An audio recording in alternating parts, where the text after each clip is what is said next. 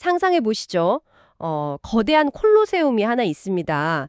그 50명이 넘는 전사들이 투구를 쓰고 막 무기를 챙기면서 거대한 전투를 준비하고 있는 거죠.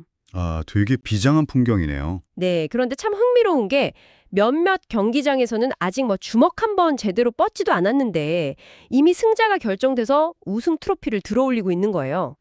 부전승으로 올라간 팀처럼요? 맞아요. 반면에 바로 옆 경기장에서는 진짜 누구 하나 쓰러질 때까지 끝을 알 수 없는 피 튀기는 난타전이 벌어지고 있고요. 이게 참 대비가 되죠. 아주 극단적으로 대비가 되네요.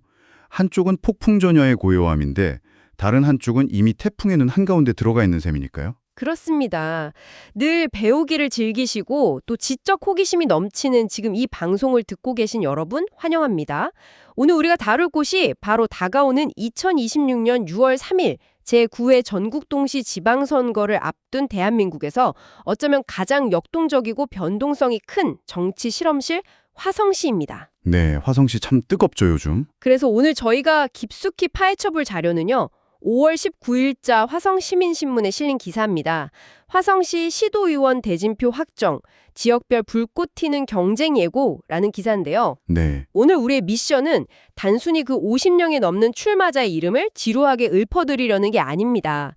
이 복잡한 대진표 뒤에 숨겨진 선거의 기계장치, 그리고 이 폭발적으로 팽창하는 도시의 인구통계학적 엔진이 어떻게 굴러가는지 해독해보는 겁니다. 아주 중요한 포인트입니다. 기사에 등장하는 수많은 이름과 선거구 구획은 사실 결국 하나의 거대한 데이터 포인트거든요. 아, 데이터 포인트요? 네. 표면적으로는 그냥 단순한 명단 같아 보이죠. 하지만 그 안에는 각 정당들의 진짜 수학적 계산하고 또 지역 주민들의 절박한 요구가 아주 복잡하게 얽혀 있습니다. 자, 이제 본격적으로 파헤쳐보죠. 선거의 큰 그림을 제대로 이해하기 위해서 체스판을 넓게 한번 펼쳐보겠습니다. 먼저 광역의회인 경기도의원 선거 판세부터 살펴볼까요? 좋습니다.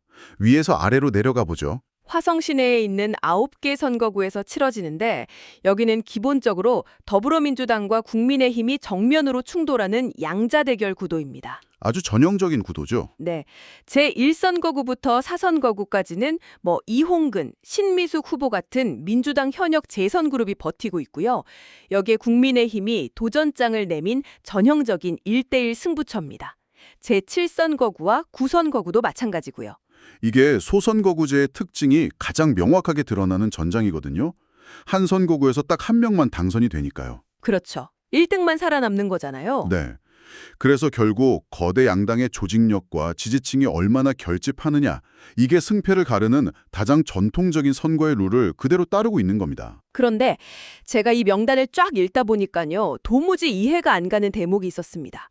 아까 오프닝에서 말씀드린 그 싸우기도 전에 트로피를 든 경우인데요. 아, 무투표 당선 지역 말씀이시군요. 맞아요. 제6선거구와 8선거구입니다.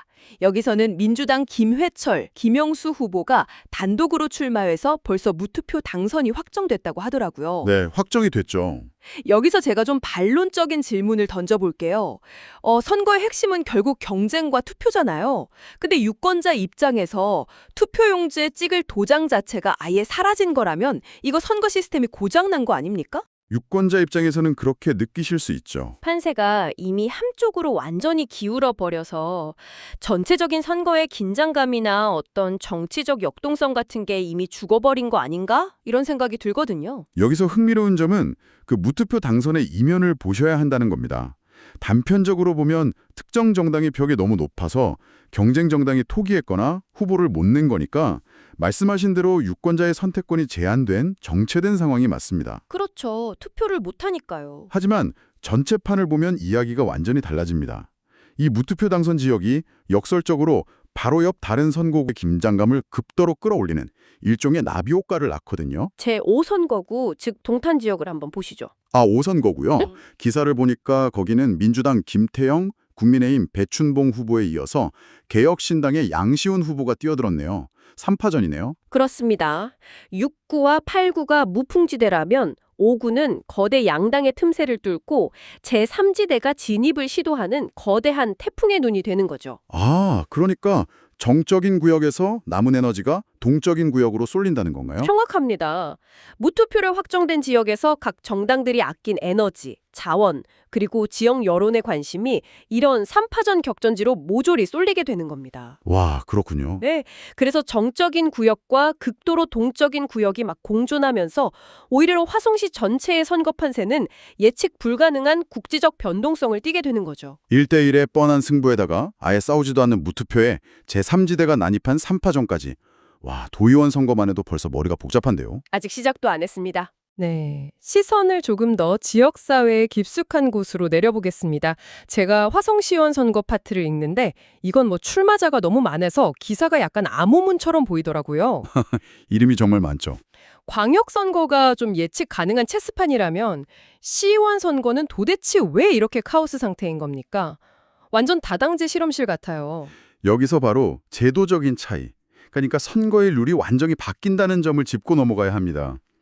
도의원이 한 구역에서 1명만 뽑는 소선거구제라면요. 네, 기초의회인 화성시의원 선거는 한 선거구에서 2명에서 많게는 5명까지 당선자를 내는 중대선거구제로 운영이 됩니다. 의석이 많아지니까 당연히 다당제 경쟁이 가속화되면서 후보도 폭발적으로 늘어나는 거죠. 여기서 정말 흥미로운 부분은 예전에 누군가 이걸 식당에 비유하더라고요. 식당에서 단 하나의 메뉴만 고르는 게 아니라 가장 인기 있는 상위 5개의 요리가 모두 정식 메뉴로 채택되는 뷔페 시스템 같다고요. 아, 뷔페 시스템이요? 근데 제가 곰곰이 생각해보니까 그 비유는 틀렸어요. 5명을 뽑는 바선거구라고 해서 유권자인 제가 투표용지 5장을 받는 게 아니잖아요. 그렇죠. 한 장만 봤죠. 당선자가 5명이든 몇 명이든 결국 유권자 한 사람이 행사할 수 있는 표는 오직 단 한 표뿐입니다. 아주 정확히 보셨습니다. 이 제도의 핵심이 바로 그거예요. 당선자는 여러 명이지만 표는 한 명에게만 줄 수 있다는 거. 그래서 뷔페가 아니라 오히려 한정된 크기의 피자 한 판을 여러 명에서 어떻게 조각내어 나눠 가질 것인가. 이걸 두고 벌이는 치열한 눈치 게임에 가깝죠. 피자 한 판을 나누는 눈치 게임. 아, 확 와닿네요. 그럼 이게 도대체 어떻게 굴러가는 건지 명단을 좀 뜯어볼까요? 기사를 보면 가장 출마자가 넘쳐나는 곳이 바선거구, 봉담 기배 지역입니다. 네, 거기가 하이라이트 중 하나죠. 무려 5명을 선출하는데 출마자가 7명이에요. 민주당 3명, 국민의힘 2명 외에도 개혁신당 오태석 후보, 조국혁신당 권정숙 후보까지 출사표를 던졌고요. 라선거구도 4명 선출에 6명이 나왔습니다.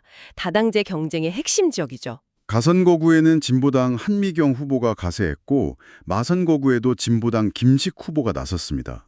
그리고 이번에 인구가 들어서 새로 신설된 자선거구도 있죠. 거기도 3명을 뽑는데 양당이 2명씩 후보를 냈고요. 아, 그 이남근, 이민희, 대, 권영학, 정덕범 후보가 맞붙는 그 자선거구 말씀이시죠? 그리고 아까 장철규, 김창겸, 임채덕 후보가 무투표 당선된 4선거구도 있고요. 맞습니다. 근데 여기서 제 날카로운 질문 하나 들어갑니다. 의석이 4개, 5개로 많다고 해서 이게 정말 소수 정당에게 유리한가요? 어떤 점에서 그렇게 생각하시나요? 오히려 거대 양당이 자기들 후보를 가번, 나번 이렇게 여러 명 내서 의석을 그냥 싹쓸이하게 훨씬 더 좋은 조건 아닌가요? 유불리가 어떻게 되는 거죠? 이것을 더 큰 관점과 연결해보면 정말 재미있는 수학적 딜레마가 나옵니다. 저희가 특정 정당의 유불리를 떠나서 철저히 시스템적인 측면만 보자면요. 네, 객관적으로요. 거대 양당은 철저하게 표 쪼개기 전략을 씁니다. 예를 들어 어떤 정당의 지지율이 그 지역에서 50%라고 해보죠. 네. 후보 한 명만 내면 그 사람이 50%를 다 받아서 1등을 하겠지만 남는 표가 너무 아깝잖아요. 그래서 가번과 나번 2명의 후보를 댑니다. 아, 50% 지지율을 25%, 25% 이렇게 기계적으로 반반 나눠서 2명 다 당선시키겠다는 전략이군요. 맞습니다. 그래서 정당들은 아주 치밀하게 동네를 반으로 쪼갭니다. A 아파트 단지 당원들은 가번을 찍고 B 아파트 단지 당원들은 나번을 찍어라. 이렇게 조직표 분산 작전을 펼치는 거죠. 와, 이건 뭐 선거가 아니라 거대한 엑셀을 돌리는 거네요. 아니 근데 사람 마음이 기계처럼 정확히 5대5로 쪼개질 리가 없잖아요. 인지도 높은 가번 후보가 막 40%를 쓸어가 버리면 나번 후보는 10%만 받고 떨어질 수도 있는 거 아니에요? 바로 그겁니다. 그 양당의 계산착오, 조직표 분산이 완벽하게 되지 않아서 발생하는 미세한 균열, 거기가 바로 제3지대 소수 정당들이 파고드는 유일한 돌파구입니다. 아, 틈새가 거기서 생기는군요. 네, 양당이 표를 완벽하게 배분하지 못해서 나번이나 다번 후보가 아슬아슬하게 버티고 있을 때 개혁신당이나 조국혁신당, 진보당 같은 3지대 후보가 자신들의 고정지지층 표심을 단 한 명에게 100% 몰아주는 겁니다. 와, 이제 이해가 쏙쏙 됩니다. 양당은 피자를 여러 조각으로 얇게 썰려고 욕심을 부리는데 소수 정당은 아주 작지만 단단한 피자 한 조각을 통째로 쥐고 버텨서 마지막 의석을 낚아채는 거네요. 네, 철저한 생존 전략이죠. 기초의회 선거에서 다당제가 격돌하는 건 바로 이 중대선거구제가 만들어낸 수학적 생태계 때문입니다. 양당의 싹쓸이 전략과 제3지대의 기초의회 진입 가능성이 정면으로 충돌하는 전장인 거죠. 좋습니다. 선거 제도라는 기계장치가 어떻게 돌아가는지는 이제 완벽히 알겠어요. 그런데 누가 출마하고 어떻게 뽑는지를 알았으니 이제 유권자에게 시선을 좀 돌려봐야 할 것 같습니다. 네, 중요한 부분입니다. 도대체 이 화성시라는 동네 유권자들은 누구길래 이토록 선거권이 치열한 정책 대결의 장이 된 걸까요? 단순히 제도가 복잡해서만은 아닐 거잖아요. 기사 말미에 나오는 지역 전개 관계자의 분석을 보면 힌트가 있습니다. 화성시가 지닌 가장 강력한 인구 통계학적 특징이 하나 있거든요. 바로 전국에서 가장 젊은 도시 중 하나라는 겁니다. 가장 젊은 도시다. 네, 그리고 인구 100만 명을 돌파하면서 특례시 출범까지 앞두고 있을 정도로 폭발적으로 성장하는 곳이죠. 그래서 이게 다 무슨 의미일까요? 지금 듣고 계신 당신, 아마 출퇴근길 지옥철이나 꽉 찬 버스 안에서 이 방송을 듣고 계실 수도 있는데요. 화성시가 유독 젊은 도시라는 점이 선거 공약들의 어떤 특별한 압력으로 작용하는 걸까요? 이 대목에서 중요한 질문이 생기는데요. 젊은 인구가 수만 명씩 쏟아져 들어오면서 신도시가 팽창했는데 정작 인프라가 그 속도를 못 따라간 겁니다. 뼈아픈 성장통이네요. 그렇죠. 출퇴근할 광역버스망이나 교통은 턱없이 부족하고 아이들은 늘어나는데 학교가 부족해서 과밀학급 문제가 아주 심각합니다. 이건 추상적인 이념 대결이 끼어들 틈이 없는 문제죠. 완전 내일 아침 내 출근 시간을 줄여줄 수 있느냐, 우리 아이 교실 환경을 개선해줄 수 있느냐 하는 생활 밀착형 문제군요. 맞습니다. 젊은 학부모 유권자들의 눈높이가 엄청나게 높고 구체적입니다. 철저한 생활 밀착형 정책 대결로 후보들을 내몰고 있는 거죠.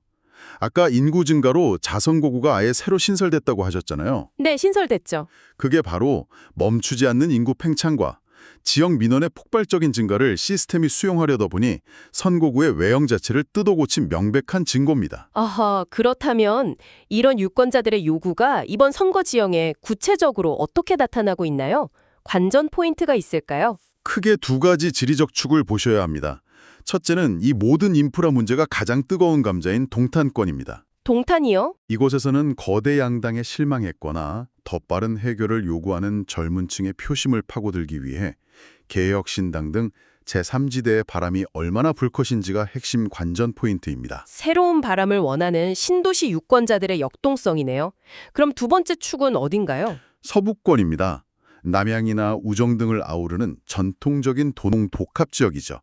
여기서는 신도시와의 불균형 해소와 안정을 내건 국민의 힘이 과거의 지지세를 회복하고 텃밭을 수성할 수 있을지 이게 아주 중요합니다. 아, 동쪽은 변화와 역동성, 서쪽은 전통적 조직력의 회복. 이 두 축이 팽팽하게 맞서고 있는 거군요. 네, 바로 그 지점이 이번 화성시 선거를 관통하는 핵심입니다. 자, 어느덧 오늘 준비한 탐구의 여정을 마무리할 시간이 다가오고 있습니다. 오늘 우리는 5월 19일자 화성시의 6.3 지방선거 대진표라는 기사 하나를 통해서 정말 많은 것을 읽어냈네요. 네, 겉보기엔 단순한 명단이었지만 뜯어볼수록 복잡했죠. 맞아요. 경기도의원 선거에서는 1대1의 견고한 양당 구도와 무투표 당선이 만들어낸 그 틈새의 긴장감을 봤고요.